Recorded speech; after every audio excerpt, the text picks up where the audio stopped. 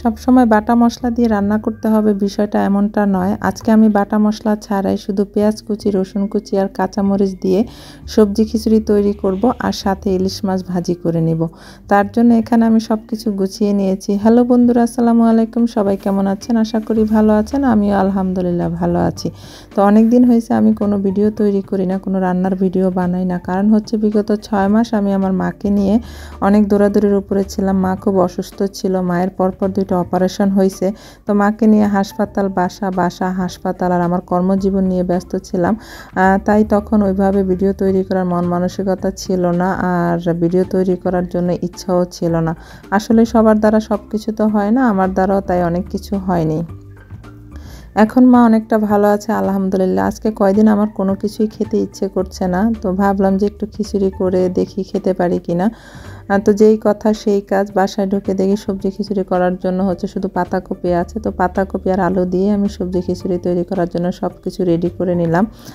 তো সব সময় আপনার বাটা মশলা দিয়েই রান্না করতে হবে বিষয়টা এমনটা নয়। কিছু রান্না আপনি বাটা মশলা ছাড়াও খাওয়া যায় বা মজার হয় আর কি।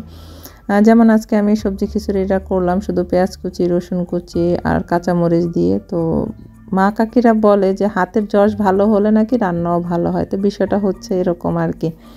আমার জীবনযাপন সাধারণ, আমার চলাফেরাও সাধারণ, তাই আপনি আমার রান্না বান্নাও খুব সাধারণ দেখবেন। আমি যেমন তেমনটাই প্রকাশ করাটা পছন্দ করি, আর তেমনটাই আমি প্রকাশ করি। আমি সব সময় সকল কিছুর জন্য শুকরিয়া আদায় করি। সব রকমের হালাল খাবার খেয়ে আমি সুখে থাকি। মাছ মাংস আমি তেমন একটা পছন্দ করি না, আর তেমন একটা খাইও না। শাকসবজিটা বেশি পছন্দ করি, আর খাবার দাবার নিয়ে আমার কোনো অভিযোগ নেই। আমি একটা পদ দিয়েও আমি খাবার খেতে পারি, অনেক সময় লবণ দিয়েও খাবার খেতে পারি, আর তাতেই আমি শুকরিয়া আদায় করি। আসলে এক এক মানুষের জীবনযাপন এক এক রকম। কারোর সাথে কারো জীবন আপনি মিলালে চলবে না, আর কারোর সাথে কারো কম্পেয়ার করে আপনার জীবনযাপন পরিচালনা করলেও চলবে না। মানুষ অনেক কথা বলবে, মানুষ অনেক কথা বলে, সেটা আপনার কান দিলে চলবে না। আমি আজকে বিগত 5 বছরে আমার লাইফের কিছু ঘটনা দিয়ে আমি বুঝতে পারি যে মানুষের কথাকে কান দিলে আপনি কষ্ট ছাড়া কিছুই পাবেন না।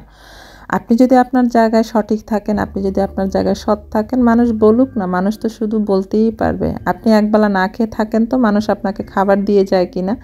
আপনার খাবারের ব্যবস্থা আল্লাহ করে দেয়, কিন্তু আপনার পরিশ্রমের ফলে আপনাকেই সেই রাস্তাটা তৈরি করতে হয়।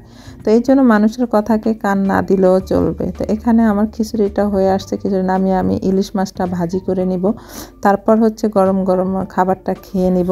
মানুষের কথাকে কান দিলে চলবে না, আপনার জীবন চলবে না। আপনাকে আপনার ভালো লাগাকে প্রায়োরিটি দিতে হবে। আপনি নিজেকে যত ভালো রাখতে পারবেন ততই আপনার জীবন সুন্দর হবে।